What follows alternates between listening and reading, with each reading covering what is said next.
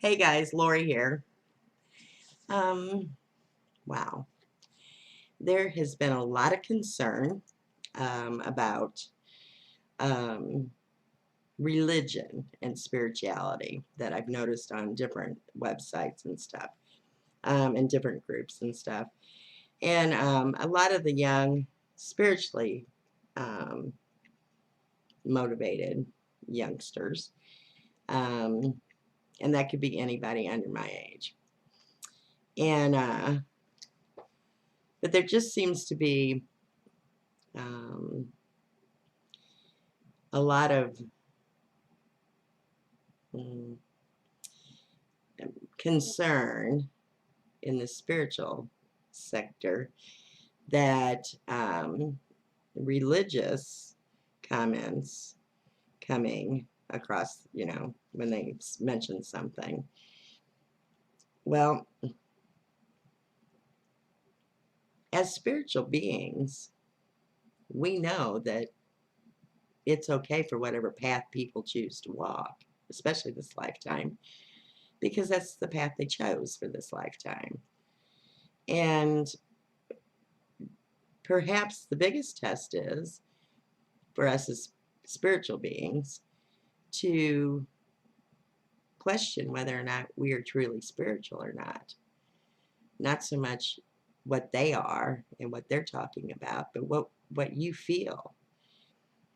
We should be so grounded and centered in our own spiritual beliefs, um, and the universal laws, that it shouldn't bother us what other people are doing. We should just be able to look at them, bless it, let it go.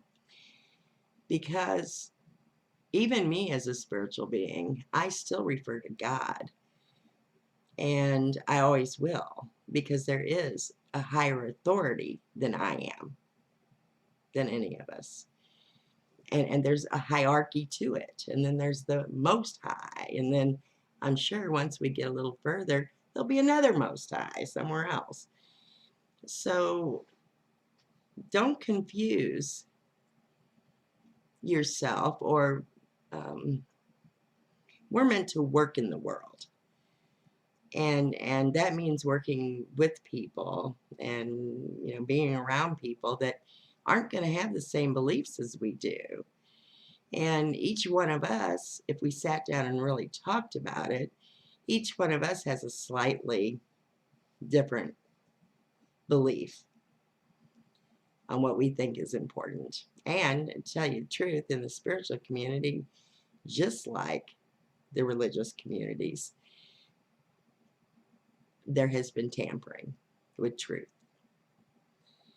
And so really, we just have to worry about us,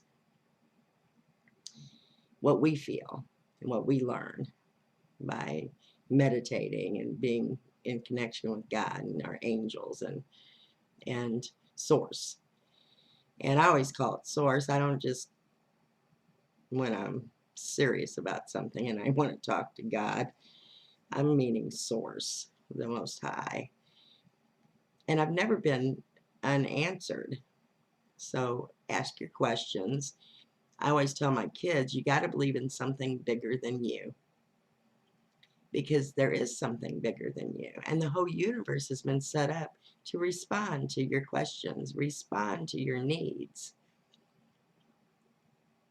But you got to ask. You have to question. You become a seeker of life, a seeker of truth.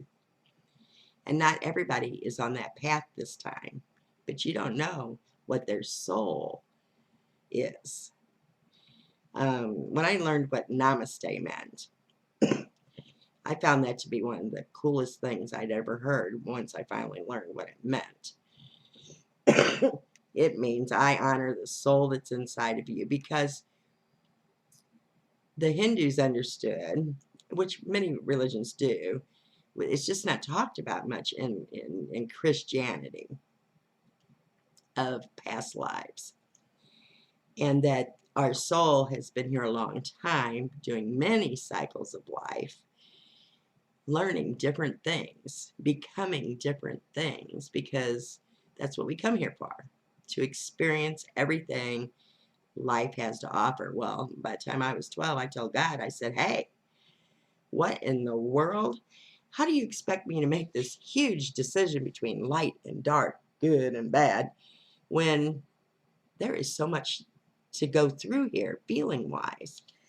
And I said, my experiences now, I've met so many people that have a plethora of emotions and different circumstances, and they're slightly different, you know, but there's so many. How in the world? And that's when I got my first book on many lifetimes. So that's what I learned about that. So namaste means that I am respecting the soul that you are and blessing it, because we realize that the person you are right now is not who your soul is. That's not your total soul self. It's part of it. And it kind of resides about 6 inches over your head sometimes, where you can tap into it real easy and get your responses from your higher mind. And but this is part of your higher mind. It's just an aspect. And we came here to experience things for our higher mind, to learn and grow, and it's all about soul growth. And so whatever a soul has left undone from other lifetimes, they're going to pick this lifetime to do it in. So they might be a bad person in this lifetime. It doesn't mean their soul is bad. It just means that they're playing a bad part, you know, a yucky part this time, because they wanted to experience it. And we all do it. All of us. I don't care how good you are right now, at some point in another lifetime you were bad. And or you're going to be in another lifetime. We all do it. And so the best thing to do in those situations where you're starting to get a little frustrated because of religious innuendos back at you and stuff, you asked a question in an open forum and you got responses. Now take what's good, what feels right for you, and let the rest go. It's no big deal. But people are at least responding from their true, authentic self. Some are religious and some are spiritual. And but being a starseed doesn't mean that God doesn't exist. Being a starseed means you know that there is a higher power, and we're an integral part of it. So that's what I got tonight.